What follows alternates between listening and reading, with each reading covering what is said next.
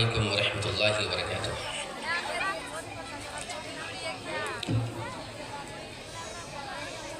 ان الحمد للہ نحمده ونستعینه ونستغفره ونعوذ بالله من شرور انفسنا ومن سیئات اعمالنا من يهده الله فلا مضل له ومن يضلله فلا هادي له وأشهد أن لا إله إلا الله وحده لا شريك له وأشهد أن محمدا عبده ورسوله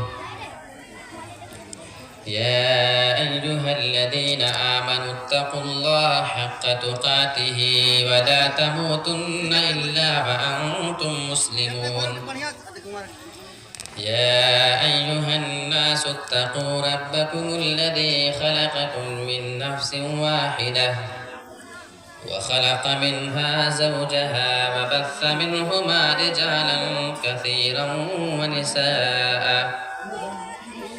واتقوا الله الذي تساءلون به والأرحام إن الله كان عليكم رقيبا يا أيها الذين آمنوا اتقوا الله وقولوا قولا سديدا يصلح لكم أعمالكم ويغفر لكم ذنوبكم ومن يطع الله ورسوله فقد فاز فوزا عظيما أما بعد فإن خير الحديث كتاب الله وخير الهدي هدي محمد صلى الله عليه وسلم وشر الأمور محدثاتها وكل محدثة بدعة وكل بدعة ضلالة وكل ضلالة في النار أعوذ بالله من الشيطان الرجيم بسم الله الرحمن الرحيم وإذ قلنا للملائكة اسجدوا لآدم فسجدوا إلا إبليس أبى واستكبر وكان من الكافرين رب اشرح لي صدري ويسر لي أمري واحلل عقدة من لساني يفقهوا قولي اللهم رب زدني علما آمین۔ خطاب شروع کرنے سے پہلے آپ حضرات کے سامنے نئے سال کے اوپر چند اشعار پیش کرنا چاہوں گا، کیونکہ جیسا کہ آپ کو معلوم ہے کہ آج 31 دسمبر کی رات ہے اور لگ بھگ ابھی 1.5 گھنٹے کے بعد نئے سال کے نام پہ جو جشن منایا جائے گا اسی کے متعلق شاعر نے اپنے دلی جذبات کو پیش کیا ہے۔ اے نئے سال بتا تجھ میں نیا پن کیا ہے، اے نئے سال بتا تجھ میں نیا پن کیا ہے، ہر طرف خلق نے کیوں شور مچا رکھا ہے، ہر طرف خلق نے کیوں شور مچا رکھا ہے، روشنی دن کی وہی تاروں بھری راتیں وہی، روشنی دن کی وہی تاروں بھری راتیں وہی، آج ہم کو نظر آتی ہے ہر ایک بات وہی، آج ہم کو نظر آتی ہے ہر ایک بات وہی.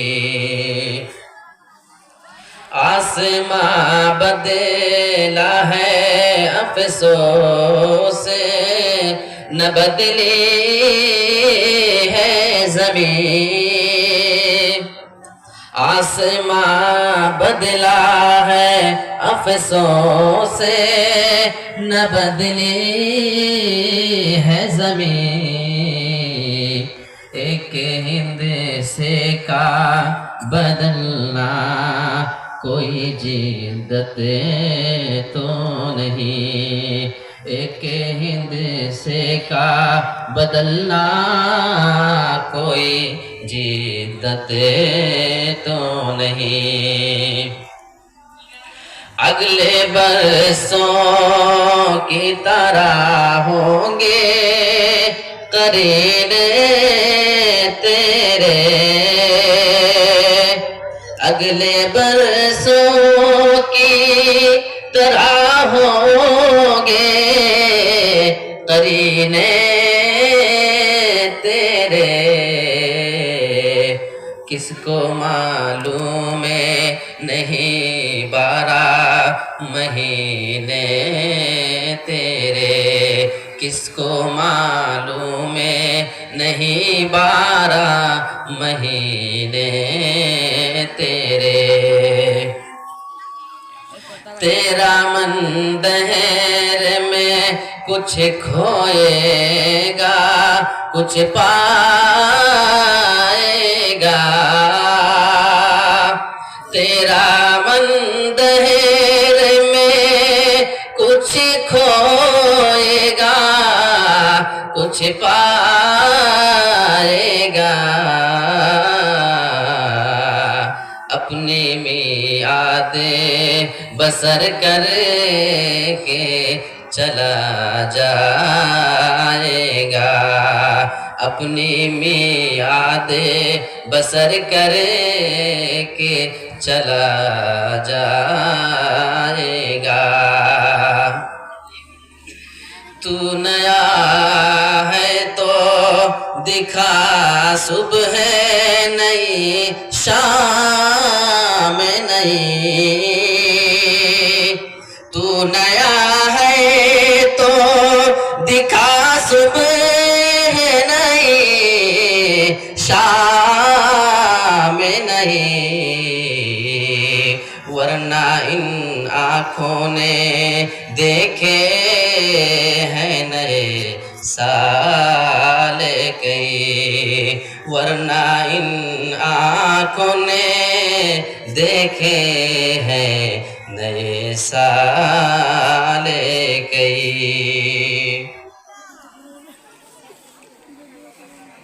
یہ چند اشعار آپ کے سامنے نئے سال کے متعلق اور کچھ باتیں مجھے آپ لوگوں کے سامنے اس نئے سال کے جشن کے متعلق بھی رکھنے ہیں. اور مجھے آپ کے سامنے کچھ علم کے بارے میں بھی بات کرنا ہے.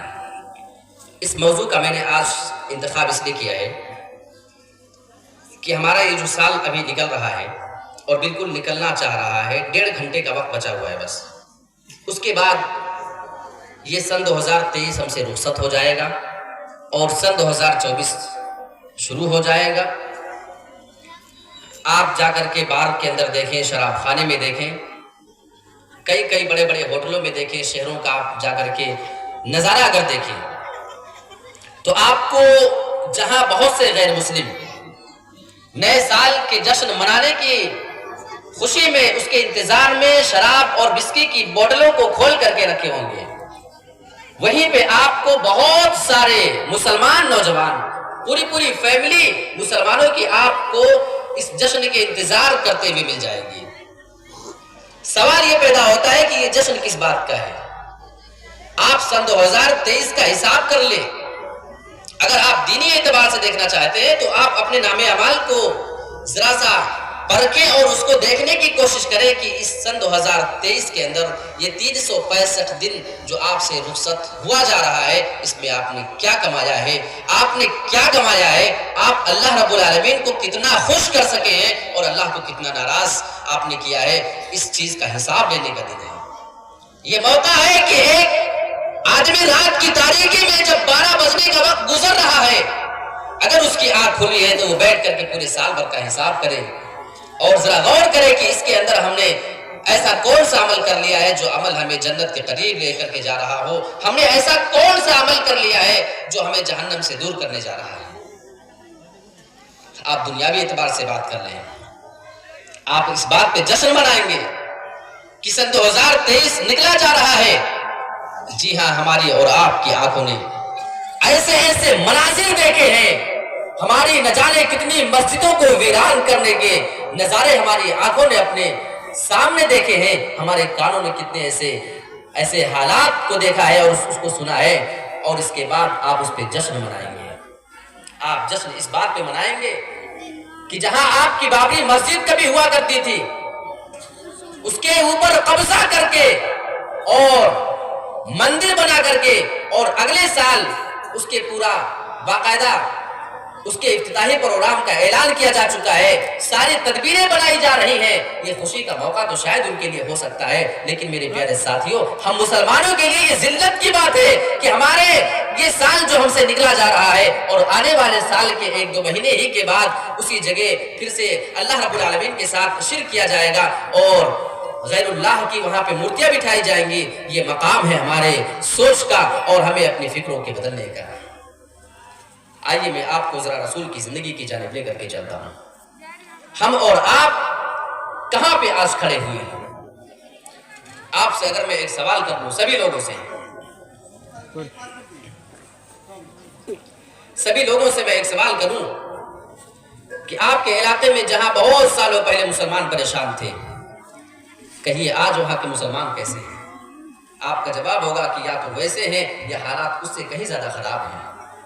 آپ ہمیں بتائیے فلسطین کے مسلمان بھائیوں کے حالات کو دیکھ لیجیے، آپ 2.5-3 مہینے کے اندر ان کے بچوں کے اوپر، ان کی پوری فیملی کے اندر جو ظلم کیا جا رہا ہے، وہاں کے حالات کیسے ہیں، ہم نے اس کے لیے کیا تیاری کیا ہے۔ آئیے رسول کی زندگی کے بارے میں آپ کو تھوڑا سا اشارے میں لے کر کے چلتا ہوں۔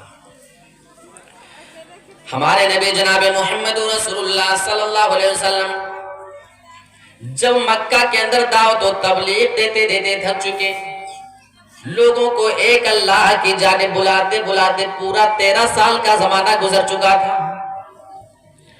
13 سال کی مدت میں بہت سارے لوگ اسلام قبول کرتے، بہت سارے لوگ آپ کے جانی دشمن بن جاتے ہیں۔ جب تک اللہ کے رسول جناب محمد رسول اللہ لوگوں کے سامنے اسلام کا پرچار نہیں کر رہے تھے، جب تک آپ نبی نہیں بنے ہوئے تھے، اللہ کے رسول ان کافروں کو اتنا زیادہ محبوب ہوا کرتے تھے، آپ کے اوپر ان کا اتنا زیادہ اعتماد ہوا کرتا تھا کہ اللہ کے رسول کے پاس وہی لوگ امانتیں لا کر کے اپنے رکھا کرتے تھے، آپ کو سب سے زیادہ سچا وہ مانا کرتے تھے۔ لیکن اللہ کے رسول جب اسلام پیش کرتے ہیں، ایک اللہ کی جانب جب غیروں کو بلانے لگتے ہیں، تو اچانک سے سارے مکہ کے لوگ اللہ کے رسول کے دشمن بن گئے۔ معلوم یہ ہوا ہماری اور آپ کے غیروں سے جو دشمنی چلی آ رہی ہے، وہ صرف اسلام کا فرق ہے۔ ہم اسلام اپنا چھوڑ دیں، ہم اپنے دین کو چھوڑ کر کے دوسروں کے دھرم کے اندر چلے جائیں، قرآن مجید کے اندر اللہ رب العالمین یہ اعلان کرتا ہے، پھر دوسرے لوگ تمہیں اپنا تسلیم کرنے کو تیار ہیں۔ وَلَن تَرْضَىٰ عَنْكَ الْيَهُودُ وَلَا النَّصَارَىٰ حَتَّىٰ تَتَّبِعَ مِلَّتَهُمْ۔ یہ یہودی اور عیسائی تم سے کبھی راضی اور خوش نہیں ہو سکتے جب تک کہ آپ ان کے ملت کی پیروی نہ کرنے لگے، جب تک آپ ان کے دین اور دھرم کے اندر داخل نہ ہو جائیں۔ آج فلسطین کے مسلمانوں پہ جو اتیاچار کیا جا رہا ہے، جو ظلم ان کے اوپر ڈھایا جا رہا ہے، اس کی ایک ہی وجہ، اور یہ وجہ یہ ہے، یہ جرم فلسطین کے لوگوں کا صرف اتنا ہے کہ وہ مسلمان بن کر کے زندگی گزار رہے ہیں۔ ابھی وہ اعلان کر دیں، ہم آج کے بعد سے अपने इस्लाम से दस्तबरदार होते हैं और हम तुम्हारे यहूदी धर्म को तस्लीम करने को तैयार हैं, हम तुम्हारे ईसाई धर्म को अपना मानने के लिए तैयार है, आज के बाद से तुम्हारे दीन के अंदर दाखिल होते हैं। अल्लाह फरमा रहा है हत्ता तत्तबिअ मिल्लतहुम, अगर आप उनके दीन को मान ले, अगर आप उनके दीन के अंदर दाखिल हो जाए तो ये सारे के सारे जो आपके दुश्मन बने बैठे हैं ये आपके ऊपर भी जुल्म करना छोड़ दे, ये आपको अपना मानने को तैयार है। और यही मामला तो अल्लाह के रसूल का है। अल्लाह के रसूल 13 साल तक मक्का के अंदर दावत देते हैं और आपको निकलने पे भी मजबूर कर दिया जाता है, और अल्लाह के रसूल को अपनी पूरी फैमिली को छोड़ करके भी मक्का से जाना पड़ा था। बहुत सारे सहाबा को अपनी बीवी बच्चों को छोड़ करके जाना पड़ा था, अपनी जमीन और जायदाद को छोड़ करके जाना पड़ा था, बूढ़े माँ बाप को छोड़ करके उसी जगह जाना पड़ा था जहां हमारे रसूल ने भी हिजरत किया था। लेकिन आओ मैं आपको ऐसी बात बताता हूं जो हमारे और रसूल और सहाबा के दरमियान बहुत बड़ा फर्क बता रहा है। हम कितने साल से परेशान हैं, कोई बोलेगा 20 साल से। किसी इलाके में जहां आप मुसलमानों के हालात को उठा करके देखेंगे आपको मालूम होगा कि वहां से 40 साल के गुजर चुके, लेकिन मुसलमान जैसे परेशान थे आज भी परेशान हैं। जहां पे मुसलमानों के ऊपर जाली दुश्मनों ने हमले किए, उनकी जमीन और जायदाद पे कब्जे किए हैं, आज भी वही मामला चला आ रहा है। लेकिन हालात सुधरने का नाम क्यों नहीं लेता है? मेरे प्यारे साथियों, और रसूल की सीरत से आप इस चीज को भी सीखने की कोशिश करो। हमारे रसूल हिजरत करके मदीना जाते हैं और मदीना जाने के बाद अभी 8 साल का वक्फा भी न गुजरा था। भाई अल्लाह के रसूल ने जब हिजरत किया तो यही से सन 1 हिजरी की शुरुआत होती है और फतेह मक्का कब होता है? सन 8 हिजरी के अंदर, यानी अभी 8 साल का अरसा भी गुजरने नहीं पाया था। अल्लाह के रसूल ने उसी मक्का को फतेह कर लिया। देख रहे मंजर, उसी मक्का को जहां बड़े बड़े जालिम और जाबिर दुश्मन अल्लाह के रसूल को निकलने पे मजबूर कर चुके थे और सहाबा की जानों के लाले पड़ चुके थे, उनको अपना जमीन और जायदाद अपने घर बार को छोड़ करके भागना पड़ा था। 8 साल भी नहीं गुजरने पाया था, 8वां साल ही चल रहा था, लेकिन उसी मक्का को दोबारा फतेह करके अल्लाह के रसूल फातिहाना दाखिला उसी मक्का के अंदर करते हैं। ये कौन सी ताकत थी? हमारे रसूल ने अपने आप को तैयार किया था दुश्मनों के मुकाबले के लिए, और सहाबा ने भी तैयारी किया था दुश्मनों के मुकाबले के लिए। हमारे रसूल ने अपने सहाबा में ऐसे ऐसे जाबाज तैयार किए जो गैरों का मुकाबला कर सके। हथियार चलाने वाले माहिर अलग थे और फौजों को संभालने वाले माहिर अलग लोग थे, और हुकूमत संभालने की जिम्मेदारी निभाने वाले अलग लोग थे। मेरे प्यारे साथियों, हमारे रसूल ने मदीने में जाने के बाद जहाँ इस्लाम का प्रचार किया है, वहीं पे फिर उन्हीं दुश्मनों से कैसे निपटा जाए और उन्हें शिकस्त कैसे दी जाए। हाँ, मैं बहुत ज्यादा खुल करके बात कर रहा हूँ मेरे प्यारे साथियों। आज उसी हालात को पैदा करने की जरूरत है। हम कब तक अपने आप को मजलूम साबित करेंगे और कब तक गैरों के सामने अपने आंसू बहाने जाएंगे? 8 साल का वक्फा नहीं गुजरा था और उसी मक्का को फतेह कर लेते हैं। ये कौन सी चीज थी? ये कौन सा मेयार था अल्लाह के रसूल का? बस उसी चीज पे गौर कर ले, हमारे मसाइल हल हो जाएंगे। हमारे इस्लाम ने हमें कमजोर रहने का हुक्म बिल्कुल नहीं दिया था। जब इस्लाम शुरू मक्का में आया उस टाइम पे मुसलमान कमजोर थे, इस्लाम कमजोर था, लेकिन थोड़े ही साल के बाद अल्लाह के रसूल ने ऐसी मेहनत किया, ऐसी कोशिश किया कि इस्लाम इतना मजबूत होता है कि मक्का के सारे बड़े बड़े सरदार उन्हीं गलियों में सर झुकाए खड़े हुए हैं और उन्हें डर है कि आज ये मुसलमान हमें हमारी जानों के ऊपर हमले न कर दे। ये कौन सी ताकत थी मुसलमानों की? हम अपनी कमजोरी और अपने हार का रोना कब तक रोएंगे? सबब तलाश करो अपने हार जाने का। किसी शायर ने कहा था, सबब तलाश करो अपने हार जाने का, किसी की जीत पे रोने से कुछ नहीं होगा। अगर आपको सबब तलाश करना है तो अपनी हार की वजह तलाश करें कि हारे क्यों हम, गैर क्यों जीत रहा है, ये सोचना आपका काम नहीं है। मेरे प्यारे साथियों, इस्लाम हमें मजबूत होने का हुक्म दे रहा है और हमारे इस्लाम से गैरों ने भी बहुत सारी चीजों को सीखा है। एक गैर मुस्लिम आदमी था, उससे एक मर्तबा इंटरव्यू लिया जाता है। बहुत काम की बात बताने जा रहा हूं। हालांकि ایسی کبھی کوئی بات کسی دوسری جگہ کرنے جاؤ تو لوگ ڈرنے لگتے ہیں کہ بھائی صاحب ایسی بات ہے آپ کھلے اسٹیج پہ نہ کیا کرو. اگر آپ کے سامنے یہ سارے اسلام کے اصول نہ بتائے جائیں تو کہاں پہ بتائے جائیں گے؟ اس آدمی سے پوچھا جاتا ہے، وہ آدمی ہتھیاروں کے اوپر بہت زیادہ فوکس کیا کرتا تھا. ہمارے پاس کھانے کی کمی ہو جائے چلے گا، ہمارے پاس کسی اور چیز کی کمی ہو جائے وہ چل جائے گا، لیکن ہتھیار ہمارے پاس ہونا چاہیے.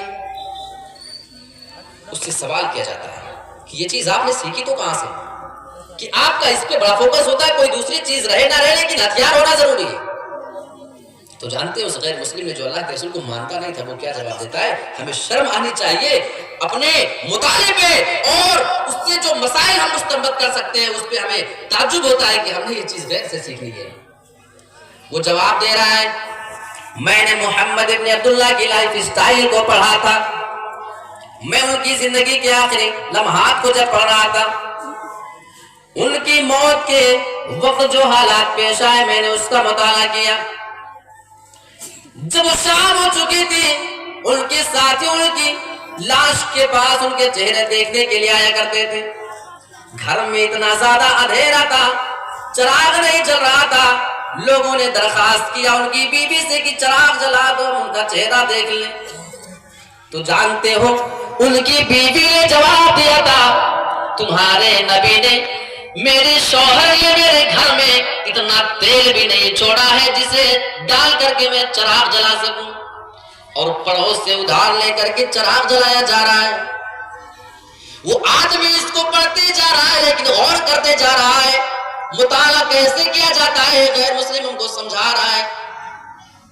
یہ بول رہا ہے آگے کی صفحات کو میں جب پلٹ رہا ہوں تو میں کیا دیکھتا ہوں کہ اسی نبی کے گھر کی دیواروں پہ تلوار لٹک رہی تھی، اس کے گھر میں ہتھیار اس ٹائم پہ موجود تھے. بس میں نے وہیں سے اس بات کو سیکھ لیا ہے، کیونکہ لوگ محمد کو اپنا آئیڈیل مانا کرتے ہیں، پوری دنیا میں ان کی فالوور ہیں، ان کو لوگ بہت زیادہ فالو کیا کرتے ہیں. یہ بہت بڑے رشی اور نبی تھے. مجھے یہ معلوم ہو چکا ہے کہ انہوں نے یہ کام جو کیا ہے اس میں کوئی بہت بڑی حکمت ہوگی. کھانے کی چیز نہ ہو، آگ جلانے کی چیز نہ ہو، چل جائے گا، لیکن ڈیفنس کے لیے اور غیروں سے مقابلہ کرنے کے لیے آپ کے پاس ہتھیار کا ہونا یہ ضروری ہے. یہ غیر مسلم ہمیں مسئلہ مستنبط کر کے بتا رہا لائف اسٹائل اللہ کے رسول کا پڑھنے کے بعد. میرے پیارے ساتھیوں، آج میں آپ سے سوال کرتا ہوں کہ دنیا میں جو ترقی یافتہ ممالک ہیں، اور اس سے میں یہ پیغام دینا چاہ رہا ہوں اپنے بھارت کو اور اپنے انڈیا کو کہ اگر غیروں سے مقابلہ کرنا ہے، ان کے سامنے اگر ٹکنا ہے تو ہتھیار میں مضبوط ہو جائیے. آج امریکہ کا نام اتنا زیادہ کیوں؟ کیونکہ وہ ہتھیاروں میں سب سے زیادہ آگے ہے. وہ ہتھیار سارے دیشوں کو سپلائی کرتا ہے، وہ سپر پاور بنا ہوا ہے تو صرف اس بیس پر کہ وہ ہتھیار میں سب سے زیادہ آگے ہے. یہی تعلیم تو ہمارے رسول ہم کو دے رہے ہیں. یہ تعلیم ہر ملک کو، ہر قوم کو سیکھنے کی ضرورت ہے. یہ صرف مسلمان ہی کی بات نہیں ہے. میرے پیارے ساتھیوں، میں اپنے بھارت اور اپنے انڈیا کے حق میں بھی یہ بات کر رہا ہوں کہ اگر تمہارے پاس سب سے زیادہ طاقتور ہتھیار موجود ہوں گے تو غیر تم سے مقابلے کے لیے کبھی جرأت نہیں کر سکتا. اللہ کے رسول اور صحابہ جو جنگیں لڑا کرتے تھے، اگر کافروں کے پاس تلوار اور نیزے میان ہوا کرتے تھے، اگر ان کے پاس یہ سارے ہتھیار ہوا کرتے تھے تو ہمارے رسول اور ان کے صحابہ کے پاس بھی اسی معیار کے ہتھیار ہوا کرتے تھے. اور آج میزائل اور بم کے زمانے میں، آج یہ گولے اور بارود اور ٹینک کے زمانے میں اگر آپ صرف لاٹھی ڈنڈے پہ بھروسہ کریں گے، صرف بندوقوں پہ بھروسہ کر کے اگر بیٹھ جائیں، آپ اپنے دیش کو اگر آگے نہ بڑھائیں تو میرے پیارے ساتھیوں پھر آپ کے اوپر بہت سارے دیش حاوی ہو جائیں گے. جو بات آپ سے وہ منوانا چاہیں گے پھر آپ کو ماننا ہی پڑے گا. یہ بات میں اپنے انڈیا کے حق میں بول رہا ہوں، اور اس طرح کی فکر ہم مسلمانوں کی ہونا ضروری ہے. اور اس چیز کو ہم نے سیکھا ہے تو بس ہمارے آئیڈیل صرف جناب محمد رسول اللہ صلی اللہ علیہ وسلم ہے. اور ہمارے اسلام کی پہلی تعلیم ذرا دیکھیں. ہم تو بار بار سنتے ہیں کہ ہمارے اسلام نے سب سے پہلے اگر کسی چیز کا حکم دیا ہے تو وہ تعلیم کا حکم دیا. نہیں، یہ بات تو ہم سیکھ رہے ہیں نا. قرآن مجید میں نماز کے لیے پہلے نہیں کہا، روزہ، زکوٰۃ، حج، یہ سب کچھ بعد میں بیان کیا گیا کہ تمہیں کیا کیا کرنا ہے. ہمارے رسول کے اوپر جو سب سے پہلی آیت اللہ رب العالمین نے نازل کیا تھا، جانتے ہیں وہ یہی بات تھی کہ اقرا، تو پڑھ، تعلیم حاصل کر لے. اور آپ علماء سے پوچھ لیں کہیں اس بات کا ذکر نہیں آیا کہ صرف تمہیں قرآن پڑھنا ہے اور صرف حدیث پڑھنا ہے. یہ قرآن بسم ربک الذی خلق، ہاں پڑھو اپنے اس رب کے نام سے جس نے تمہیں پیدا کیا. یعنی وہ علم تمہیں اللہ سے دور نہ کر دے، تمہیں اللہ سے جوڑ کر کے رکھے. اس کے علاوہ باقی تم علم، ہر کوئی جو تمہیں فائدہ پہنچانے والا علم ہو اس کو تم حاصل کرو. علماء نے علم کی دو قسمیں کیا بس، ایک علم نافع، ایک علم غیر نافع. علم نافع جس کا آپ کو فائدہ ملنے والا ہے دنیا اور آخرت میں، اور علم غیر نافع جس کا آپ کو کوئی فائدہ نہیں، جس کا آپ کو نقصان ہو رہا ہے. علم غیر نافع بھی ہے، جیسے چوری کے طریقے سیکھنا، نقب زنی کے، ڈاکہ زنی کے، کسی کو شوٹ کرنے کے اور کسی کو اس طریقے سے کہیں الٹے سیدھے حرکتیں کرنے کے، کہیں پہ بم لگا کے بھاگنے کے. یہ سارا ایک علم ہے، یہ ہر آدمی نہیں کر سکتا ہے، یہ بھی علم ہے. لیکن ہماری شریعت یہ کہتی ہے کہ تمہیں ایسا علم سیکھنے کی اجازت نہیں ہے. علم ایسا سیکھو جو تمہیں تمہارے رب سے دور نہ کر دے. یعنی علم نافع، فائدے مند علم کو سیکھنے کی ہماری اسلام جو ہے یہ اجازت دے رہی ہے، بلکہ اس کا حکم دے رہی ہے. اب آپ سے میں ایک سوال کروں، ہمارے اسلام کے بارے میں تو آپ نے دیکھ لیا کہ علم ہی پہ سب سے زیادہ زور دیا ہے. یہ بات اللہ نے کب کی ہے؟ 1450 سال کا زمانہ گزر چکا لگ بھگ. اور آج آپ دیکھ لیں سن 2023 ختم ہونے والا ہے، ابھی 1 گھنٹے 15 منٹ کے بعد سن 2024 شروع ہو جائے گا. اتنا وقفہ گزر چکا ہے، 1450 سال. لیکن میں آپ سے ایک سوال کرتا ہوں کہ دنیا میں سب سے زیادہ ترقی یافتہ ملک کون ہوتا ہے؟ اس کا سمپل جواب یہ ہوگا کہ جو ملک تعلیم میں اور ایجوکیشن میں زیادہ آگے ہوتی ہے، جہاں پہ ٹیکنالوجی جتنی زیادہ ہوتی ہے، جہاں کی سائنس جتنی زیادہ ترقی پہ ہوتی ہے، وہی ملک سب سے زیادہ آگے اور ترقی یافتہ مانا جاتا ہے. آپ امریکہ کو دیکھ لیں، آپ چائنا کو دیکھ لیں، آپ اسرائیل کو دیکھ لیں. یہ سارے علم کی بنا پہ آج دنیا میں تمام قومیں کے اوپر فائق ہیں اور دوسرے تمام ملکوں کے سب سے زیادہ آگے نظر آ رہے ہیں صرف علم کی بنیاد پر. ہمیں آپ ایک ایسا دیش بتا دیں، بس ایک ایسا دیش جہاں کے لوگ بالکل پڑھے لکھے نہ ہو، جہاں پہ ایجوکیشن کو کوئی ویلیو حاصل نہ ہو، جہاں پہ پڑھے لکھے لوگوں کی تعداد نہ کے برابر ہو، اور وہ ملک دنیا میں ترقی کے معاملے میں بہت آگے نکل چکا ہو. آپ کو دنیا میں کوئی ایسا دیش نہیں ملے گا. صرف تعلیم، جو تعلیم کے معاملے میں جو سب سے زیادہ آگے رہتے ہیں، ترقی انہیں کے مقدر میں آتی ہے. اور ہمارے اسلام نے تو ہم سے پہلے کہہ دیا تھا کہ اقرا، تمہیں تعلیم حاصل کرنا ہے. تعلیم یہ بہت ضروری چیز ہے. ہمارے مسلمان بچوں میں سائنسدانوں کا ہونا ضروری ہے، ڈاکٹر ہونا ضروری ہے، انجینئر ضروری ہے، وکیل اور جج کا ہونا ضروری ہے، پولیس انسپکٹر ہونا ضروری ہے. ہر میدان میں، سیاست میں یہ ایسے مسلمان لیڈران کا ہونا ضروری ہے جو اپنی بات کو غیروں کے سامنے رکھ سکے اور ان کی بات کو لوگ سننے کو تیار ہیں. ورنہ ہمیں اور آپ کو رونا پڑتا رہے گا. کبھی ہم سے ہماری بابری مسجد چھینی جائے گی، کبھی گیان واپی مسجد کی پر ناجائز مقدمہ کر کے اس کو ہڑپنے کی کوشش کی جائے گی. اور ایسے پورے ہندوستان کے اندر میں آپ کو سینکڑوں ایسی مسجدیں بتا سکتا ہوں پورے نام اور ایڈریس کے ساتھ، جہاں کی مسجدیں حکومت کے رڈار پہ ہیں. بہت سارے شاہی مسجدیں آپ کو ایسے نظر آ جائیں گے، اور غیر شاہی مسجدیں بھی بہت سے ایسے مدرسے آپ کو مل جائیں گے جہاں یہ غیر اپنی نظر کو گڑا کر کے بیٹھا ہوا ہے، یا اپنی نظر کو ٹکا کر کے بیٹھا ہوا ہے، کیونکہ وکیل انہی کے ہیں، جج انہی کے ہیں، پولیس فورسز انہی کے ہیں، اور حکومت انہی کی ہے. یعنی جو ساری چیزیں اس معاملے میں فائدہ مند ثابت ہو سکتی تھی، جو ہماری اور آپ کی آواز کو دوسروں تک پہنچا سکتی تھی، ہمیں اور آپ کو اپنا انصاف دلوا سکتی تھی، ہمارے لوگ تو اس میں موجود ہی نہیں. ہم ایجوکیشن میں اتنا پیچھے، ہم تعلیم میں دھیان ہی نہیں دیتے ہیں. میرے پیارے ساتھیوں، پھر ہمیں اپنی کمی اپنے آپ کو سمجھنے کی ضرورت ہے. سبب تلاش کرو اپنے ہار جانے کا، کسی کی جیت پہ رونے سے کچھ نہیں ہوگا. آج ہم ترقی میں پیچھے، آج ہم تعلیم میں پیچھے، غیر ہمارے اوپر اتنا زیادہ حاوی ہو چکا ہے. میرے پیارے ساتھ اس معاملے میں ہم سبھی کو غور کرنے کی ضرورت ہے. ایک مثال میں آپ کو دوں، بہت دلچسپ مثال ہے، غور سے سمجھیے گا تو سمجھ آئے گا. آپ نے شہباز پرندے کا نام سنا ہوگا. شیخ آپ کے یہاں کیا بولتے ہیں؟ باز. شہباز پرندہ وہ جو ہوا میں کافی دیر تک اڑتا ہے، وہ پنکھ پھیلا کے. آپ کے یہاں کیا بولتے ہیں شیخ؟ شہباز، باز. آپ لوگ شاید سمجھ رہے ہوں گے. آپ دیکھیں گے کہ ہوا میں وہ کافی اونچائی پہ اڑتا ہے اور وہ بڑا شکاری پرندہ ہوتا ہے. وہ مرغیوں تک کو، ان کے چوزوں کو اٹھا لیتا ہے، سانپ کو وہ اپنے چنگل میں پھنسا کر کے اڑ جاتا ہے آسمان میں. ہمیں شہباز پرندے سے کیا سیکھنا چاہیے وہ ذرا میں آپ کو بتا رہا ہوں. دیکھیے ذرا، جو چیز آپ کے سامنے پریکٹیکل ہے میں وہی چیز بتا رہا ہوں تاکہ آپ کے دماغ میں جلدی بیٹھ جائے. شہباز پرندہ جب کسی چیز کا شکار کرتا ہے تو اس کا مقابل کون ہے؟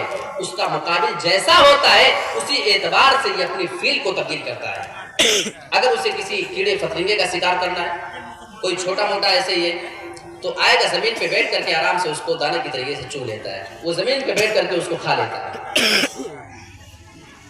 لیکن اگر اسی شہباز پرندے کو کبھی سانپ کا شکار کرنا پڑے، کسی زہریلے سانپ کا جب وہ شکار کرنے کا ارادہ کرتا ہے، اب وہ پرندہ اتنا زیادہ ہوشیار ہوتا ہے، وہ اتنا زیادہ ایکسپرٹ ہوتا ہے، اپنے میدان کے اندر اتنا عقلمند ہوتا ہے، اسے یہ معلوم ہوتا ہے اس سانپ سے اگر ہم زمین پر بیٹھ کر کے مقابلہ کریں گے، اگر زمین پر بیٹھ کر کے اس کو کھانے کی کوشش کریں گے، سانپ ہمیں اپنے جسم سے لپیٹ کر کے اپنے انڈر میں لے سکتا ہے، ہمیں کمزور کر سکتا ہے، یا اگر کہیں موقع پا جائے وہ سانپ زمین پہ ریگنے میں ماہر ہوتا ہے اور ہمیں ڈس سکتا ہے، لہٰذا وہ کبھی سانپ سے زمین کے اوپر بیٹھ کر کے مقابلہ نہیں کرتا ہے، بلکہ جب سانپ کا شکار کرنا ہوتا ہے آسمان سے اوپر ہی سے اپنے نشانے کو جمع کر کے آتا ہے اور اپنے چنگل میں پھنسا کر کے اس سانپ کو ہوا میں لے کر کے اڑ جاتا ہے،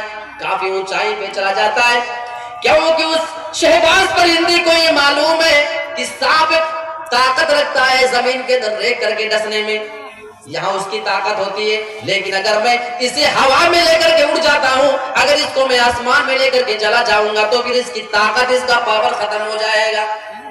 اب ہوا سے آسمان سے یہ بہت اونچائی پہ لے جانے کے بعد اس کو زمین کے اوپر چھوڑ دیتا ہے، اور زمین پہ گرنے کے بعد جب سانپ مر جاتا ہے تو اس کو اٹھا کر کے کھانا شروع کرتا ہے. تو اس سے ہمیں سیکھنے کو کیا ملتا ہے؟ ہمیں یہ بات اس سے سیکھنے کو ملتی ہے ہمارا مقابل جیسا ہو، سامنے والا دشمن جیسا ہو، اسی اعتبار کہ ہمیں آپ کو اپنی تیاری کرنے کی ضرورت ہے. لاٹھی ڈنڈے کا زمانہ نہیں میرے پیارے ساتھیوں.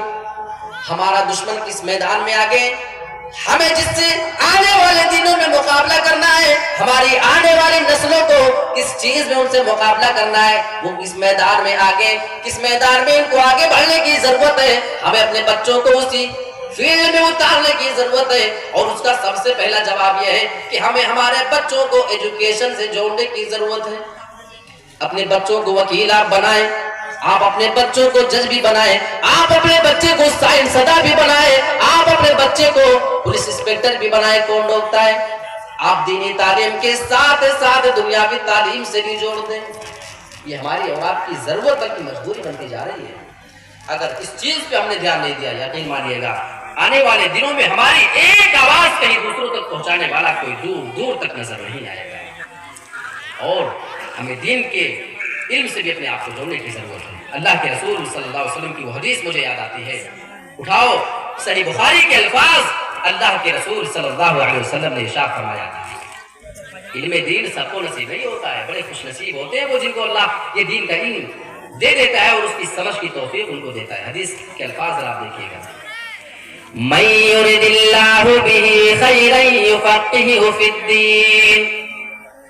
اللہ رب العالمین جس بندے کے ساتھ بھلائی کا ارادہ کر لیتا ہے، جس کے ساتھ اللہ رب العالمین بھلا کرنا چاہتا ہے، اس کے ساتھ اچھا کرنے کا ارادہ کرتا ہے، خیر خواہی کا ارادہ کر لیتا ہے، یفقہہ فی الدین، تو اللہ رب العالمین اس آدمی کو دولت نہیں دیتا ہے، اس آدمی کو کوئی بہت بڑا عہدہ نہیں دیتا ہے، یفقہہ فی الدین، بلکہ اللہ رب العالمین اس بندے کو دین کی سمجھ دیتا ہے، وہ عالم بن جاتا ہے، وہ حافظ قرآن بن جاتا ہے، وہ دین کو سمجھنے والا بن جاتا ہے. آپ کے بچے اگر دینی تعلیم سے جڑے ہیں، یقین مانے کہ اللہ نے ان کے ساتھ بھلائی کا ارادہ کر رکھا ہے. یہ آپ مانے یا نہ مانے، لیکن اللہ کے رسول کی صحیح بخاری کی حدیث ہمیں بتا رہی ہے، آپ کا دل اس کو تسلیم کرے یا نہ کرے. اور یہ دین کا علم وہ چیز ہے، اللہ اکبر، اگر اس کو کوئی آدمی حاصل کر لیتا ہے، اللہ کے رسول کی ایک حدیث کو کوئی اگر سن لیتا ہے، آپ یہاں بیٹھے اتنے سارے لوگ، آپ کو اگر ایک حدیث پورے جلسے میں کوئی اگر یاد رہ جائے اور اس ایک حدیث کو آپ کسی دوسرے تک لے جا کر پہنچا دیں ویسے کہ اللہ کے رسول کی یہ حدیث ہے، تو جانتے ہیں آپ کو رسول دعا کیا دے رہے، بہت بڑی دعا آپ کو دے کے جان پاؤں. یہ دینی جلسوں کا بہت بڑا فائدہ ہے. نظر اللہ امرأ سمع منا حدیثا فحفظه حتى يبلغه غیرہ. اللہ رب العالمین ایسے بندے کو تر و تازہ رکھے، خوشحال رکھے، ہرا بھرا رکھے، جو میری ایک حدیث کو مجھ سے سن لیتا ہے اور اس ایک حدیث کو پھر وہ یاد کر لیتا ہے، اپنے ذہن میں اس کو بٹھا لیا کرتا ہے. حتی یبلغہ غیرہ، یہاں تک کہ اس حدیث کو دوسروں تک پہنچا دیا کرتا ہے. سننے کے بعد آپ کو یاد کر لینا ہے اور یاد کرنے کے بعد اسے دوسروں تک پہنچا دینا ہے. 3 اسٹیج ہے، سنیں، یاد کیجیے اور اس کے بعد دوسروں تک پہنچا دے. آپ کو دعا اللہ کے رسول کی یہ ہے کہ اللہ تجھے خوشحال رکھے، اللہ تجھے ہرا بھرا رکھے، تجھے کبھی کوئی مصیبت نہ آئے تو ہمیشہ سلامت رہے. یہ رسول کی دعا ہمارے اور آپ کے لیے ہے. اگر ہم دین کا علم حاصل کر لیتے ہیں تو ہر آدمی کے حصے میں یہ دعائیں نہیں آنے والی ہیں رسول کی. اور جانتے ہیں آج کل لوگ، ہاں جہاں میں نے ابھی بات پیش کی اس کے دونوں پہلو ہیں. دنیاوی تعلیم جہاں ضروری ہے تو دینی تعلیم بھی، ہمیں یہ دونوں چیزوں کو لے کر کے چلنے کی ضرورت ہے. اس کا یہ مطلب نہیں کہ اگر کوئی دنیا کی تعلیم حاصل کر لیا تو اس کے سامنے اب دین کے عالم کی کوئی ویلیو نہیں ہے، اس کے سامنے حافظ قرآن کی کوئی اہمیت نہیں ہے. بات ایسی نہیں ہے. آئیے اللہ کے رسول کی ایک اور حدیث دیکھ لیتے ہیں. وہ قیامت کا دن ہوگا جہاں پہ سبھی لوگ ذلت میں پڑے ہوئے ہوں گے، کوئی کسی کو پہچاننے والا نہیں ہوگا، کوئی کسی کی جانب نظریں اٹھا کر کے دیکھنے والا نہیں ہوگا، کسی کو کوئی شان و شوقت کا اندازہ نہیں ہوگا کہ ہم کون ہیں، اور نہ کوئی کسی کی شان و شوقت کے بارے میں جانے گا. یقال لصاحب القرآن، ایک حافظ قرآن کو لایا جائے گا اور اس حافظ قرآن سے یہ کہا جائے گا اقرأ ورتقی ورتل کما کنت ترتل فی الدنیا. حافظ قرآن کو بلایا جائے گا اور اس بندے سے کہا جائے گا اقرأ، اے میرے بندے تو قرآن کو پڑھنا چالو کر، ورتل، اور تو قرآن کو آہستہ آہستہ پڑھتے جانا، ورتقی، اور تو بلندیوں کے اوپر چڑھتا چلا جا. اور تیری آخری منزل کہاں پہ ہوگی؟ فَإِنَّ مَنزِلَتَكَ عِنْدَ آخِرِ آیَةٍ تَقْرَؤُهَا. جہاں پہ تو قرآن پڑھنا ختم کرے گا، جہاں پہ تو اسٹاپ لے گا، جہاں پہ تیرا قرآن ختم ہوگا، وہی تیری آخری منزل ہوگی. تو آرام سے پڑھنا، بہت زیادہ اسپیڈ کے ساتھ اگر تو قرآن کو پڑھے گا تو ہو سکتا ہے کہ تو بہت زیادہ اونچائی پہ نہ جا سکے. اللہ اس کو بہت بلندی پر لے کر کے جانا چاہے گا، لہذا کہے گا کہ دیکھ ذرا آرام کے ساتھ پڑھنا تاکہ زیادہ بلندی تجھے مل سکے. یہ نصیبہ ہر ایک کا نہیں ہو سکتا ہے. لیکن اسی حافظ قرآن کو آج دنیا کے لوگ کس نظر سے دیکھتے ہیں؟ کوئی صاحب اپنی دکان اپنے آفس میں بیٹھے ہوئے ہیں اور کوئی حافظ کوئی عالم صاحب چلے جائیں اور ان کا آدمی جا کر کے بولے کہ دیکھو فلاں عالم صاحب آپ سے ملنے آئے ہیں، پھر دیکھو جواب کیا ملتا ہے.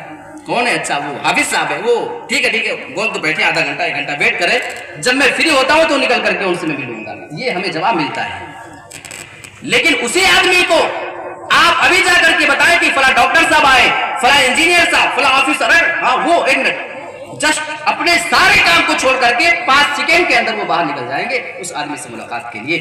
یہ اہمیت ہے ایک حافظ قرآن کی اور ایک دنیاوی دار تعلیم یافتہ آدمی کی. میرے پیارے ساتھیوں، حقیقت یہ ہے کہ حافظ قرآن کا مقام اتنا بڑا ہے کہ اسے سمجھنے کے لیے پوری کائنات میں جو سب سے بڑی ہستی ہو سکتی تھی جناب محمد رسول اللہ کی، اس نے سمجھا ہے. اور اس پوری دنیا کو جلانے والی جو ذات ہے، جو اللہ کی ذات ہے، وہی اس حافظ قرآن کے مقام کو سمجھ سکتی ہے. تم نہ سمجھے ہو، نہ اس کو کبھی سمجھو گے، اور تمہاری ویلیو کیا ہے کہ حافظ قرآن کو اس کا مقام دے سکو.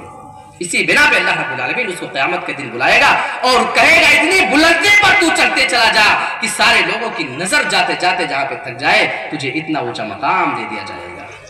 ایک اور حدیث بتاؤں، شاید اسی بات کو سن کر کہ آپ کے دل میں اپنے بچوں کو حافظ قرآن بنانے کا جذبہ پیدا ہو جائے. اللہ کے رسول نے فرمایا کہ حافظ قرآن جانتے کس کے ساتھ ہوگا؟ الماہر بالقرآن مع السفرۃ الکرام البررہ. جو آدمی دنیا میں قرآن پڑھنے میں ماہر ہوگا، جو حافظ قرآن ہوگا، وہ آدمی قیامت کے دن ان لوگوں کے ساتھ رہے گا مع السفرۃ الکرام البررہ، وہ آدمی قیامت کے دن بڑے معزز اور بزرگ جو چنندہ فرشتے ہیں ان کے ساتھ اس کا اٹھنا بیٹھنا ہوگا، اس کے ساتھ ان کا شمار ہوگا۔ ویسے تو فرشتے سبھی کے سبھی معزز ہیں، فرشتوں کا سبھی کا مقام اپنا اپنا اونچا ہے، لیکن ان میں بھی کچھ پوزیشن کے اعتبار سے، اس مقام کے اعتبار سے جو سب سے اونچے سب سے اعلیٰ ہوں گے انہیں کے ساتھ اس کا شمار کیا جائے گا۔ اب بتاؤ دنیا دار پڑھے لکھے آدمی کی اس حافظ قرآن کی سامنے کیا ویلو ہے، یہ حدیث ہمیں کلیئر کر کے بتاتی ہے۔ لیکن اس کا یہ مطلب نہیں ہے کہ جو آدمی قرآن کو بہت اچھا نہیں پڑھ سکا، جو کبھی حفظ نہیں کر سکا، جو کبھی عالم نہیں بن سکا، اس کے لیے محروم ہمارے رسول نے نہیں کیا ہے۔ اس کے لیے تو اللہ کے رسول نے دوہرے ثواب کا وعدہ کیا ہے، اور یہ حدیث تو ایسے لوگوں کو حوصلہ دلاتی ہے۔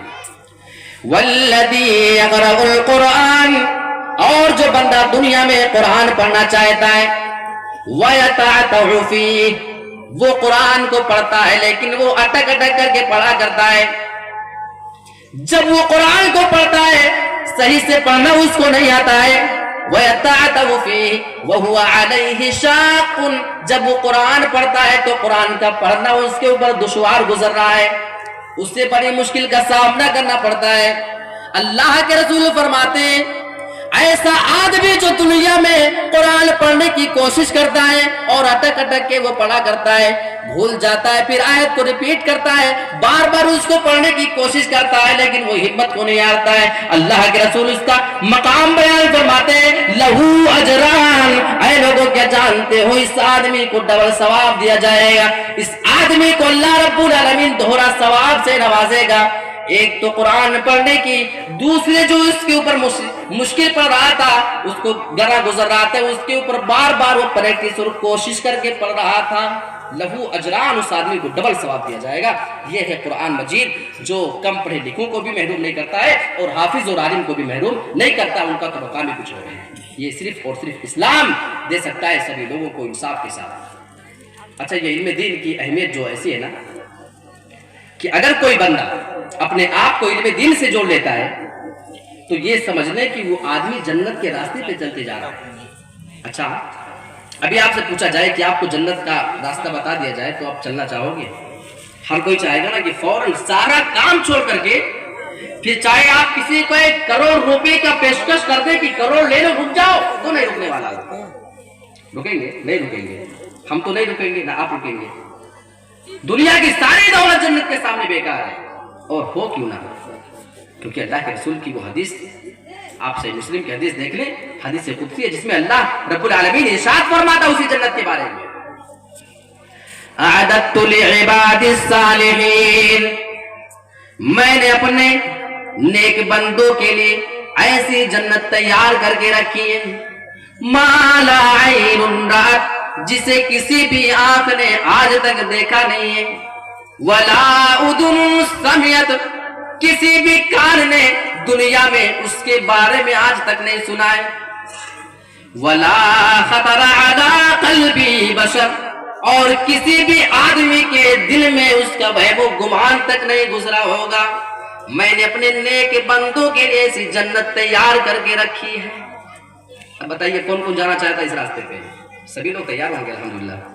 اور ایک طریقہ اللہ کے رسول بتا رہے ہیں، اور حدیث وہ بھی صحیح، مسلم کے الفاظ بالکل صحیح حدیث ہے، کوئی ڈاؤٹ نہیں ہے، بس آپ کو صرف چلنا ہے اس راستے پہ، ہو سکے تو چلو، آپ نہیں چل سکے تو اپنے بچوں کو چلانا۔ من سلک طریقا یلتمس فیہ علما سہل اللہ لہ بہ طریقا الی الجنہ، جو آدمی ایسے راستے پہ چلتا ہے، دنیا میں وہ آدمی اس پہ علم حاصل کرنا چاہتا ہے، علم دین کا کوئی راستہ اگر تلاش کر کے چلنا چاہتا ہے اس پہ چلنا شروع کر دیتا ہے، یلتمس فیہ علما سہل اللہ لہ بہ طریقا الی الجنہ، اللہ رب العالمین اس راستے کی وجہ سے، دین کے راستے پہ چلنے کی وجہ سے، اس علم دین کے حاصل کرنے کی وجہ سے اس آدمی کے لیے جنت کے راستے کو ہموار کر دیتا ہے، آسان بنا دیتا ہے، یعنی اس آدمی کے لیے پھر جنت کا راستہ ہموار اور آسان ہو جاتا ہے، وہ جنت کے اندر اس راستے سے چلا جائے گا۔ وہ راستہ ہے علم کا، اور اس کے اوپر عمل کریں اور اپنے آپ کو آپ جنتی بنانے کی کوشش کریں۔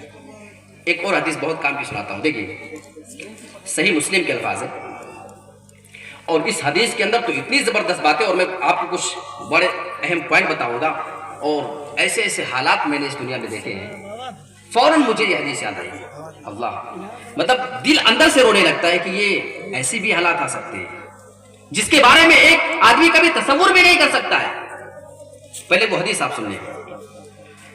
اللہ کے رسول جناب محمد رسول اللہ فرماتے ہیں کہ ایک آدمی جب مر جاتا ہے تو اس کے عمل کا سلسلہ ختم ہو جاتا ہے۔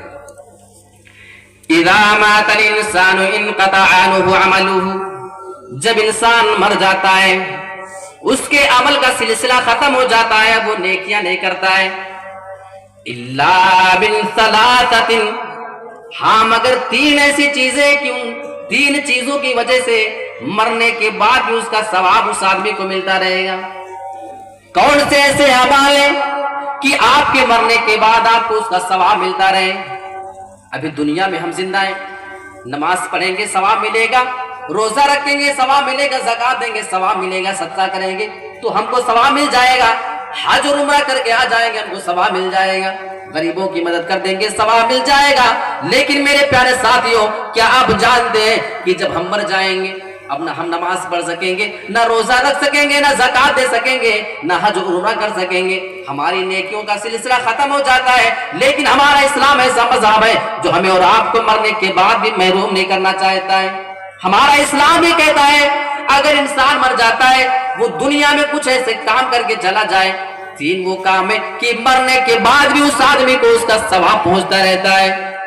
کتنا بڑا خوش نصیب آدمی ہوگا وہ کہ وہ دنیا سے تو جا چکا ہے، ہماری اور آپ کی نظروں سے وہ مر چکا ہے، وہ قبر کے اندر لیٹا ہوا ہے، لیکن دنیا میں کچھ کام ایسے کیے تھے کہ اس کو ثواب ابھی تک مل رہا ہے۔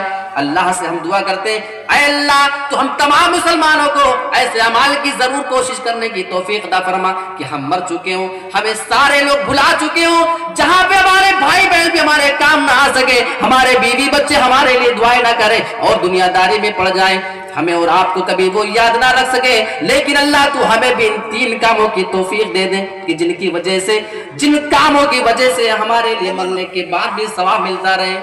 وہ تین اعمال کو دیکھو اے مسلمانوں، اپنے قبر کی زندگی کو روشن کرنے کی کوشش کرو، اپنی تابناک آخرت کو تم روشن کرنے کی کوشش کیوں نہیں کرتے ہو؟ اللہ کے رسول بیان فرماتے الا من ثلاثۃ الا من صدقۃ جاریۃ، اگر کوئی آدمی صدقہ جاریہ کر کے چلا جاتا ہے، کوئی عام کام کر کے چلے جائیں، آپ مدرسہ بنوا کر کے چلے جائیں، اگر آپ کوئی مسجد میں تعاون کر کے چلے جاتے ہیں، جب تک آپ کے پیسے کا استعمال اس میں ہو رہا ہے یا آپ کے دیے ہوئے پیسے کا اس میں استعمال ہوا ہے، لوگ نماز پڑھیں گے۔ اللہ کے رسول فرماتے ہیں وہ آپ کا صدقہ جاریہ ہے، آپ نے کہیں ٹیوب ویل بنوا دیا ہے، کہیں کوئی مدرسہ چلا دیا ہے، ایسا کوئی کام کر کے چلے جائیں، آپ کے مرنے کے بعد بھی آپ کو اس کا ثواب پہنچتا رہے گا۔ اور دوسری چیز او علم ينتفع به، اگر آپ کوئی علم چھوڑ کر کے چلے جاتے ہیں اور اس علم کی وجہ سے لوگ فائدہ اٹھاتے رہتے ہیں، آپ کتاب لکھ دیں، آج کل یوٹیوب کا زمانہ ہے، آپ کی کوئی اسپیچ ہے، کوئی تقریر ہے، جب تک لوگ سن کر کے اس سے فائدہ اٹھائیں گے انشاءاللہ اس کا ثواب آپ کو ملتا رہے گا۔ اور میں اپنے میڈیا والوں سے بھی یہ بات کہنا چاہوں گا، اگر ثواب کی نیت سے اس کام کو آپ کرتے ہیں کہ دین ہمارے ذریعے پہنچے گا، دین ہمارے، بس آپ کی نیتوں ہی کا فرق ہے، بس ہم دین کو پہنچانا چاہتے ہیں، ہم اللہ اور رسول کی بات کو پھیلانا چاہتے ہیں پوری دنیا کے اندر، اس وجہ سے ہم یہ کام کرتے ہیں، تو انشاءاللہ وہ چیز آپ کے لیے بھی صدقہ جاریہ بن سکتی ہے۔ ہم بھروسہ رکھیں اللہ پر۔ اور تیسری چیز بہت کام کیے، اللہ کے رسول فرماتے او ولد صالح يدعو له، اگر کوئی آدمی دنیا سے انتقال کر جاتا ہے لیکن اپنے مرنے کے بعد اس نے اپنی اولاد ایسی چھوڑی ہے جو اولاد اس کی نیک ہے، اور نیک اولاد اگر ہوگی تو آپ کے لیے وہ دعائیں ضرور کرے گی۔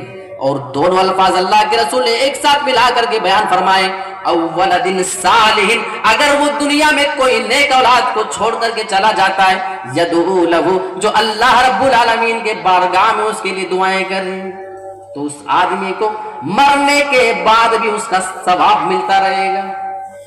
میں ایک جنازے میں گیا تھا، میں اپنے یو پی کی بات کر رہا ہوں، اپنے ضلع سدھارتھ نگر میں. اب پورا ایڈریس نہیں بتاؤں گا، نہیں تو لوگ جان جائیں گے کہاں کی بات ہے. جنازے میں شرکت کے بعد اس کے 3-4 بیٹے، ایک ماں کا یا اس کے باپ کا انتقال ہوا تھا.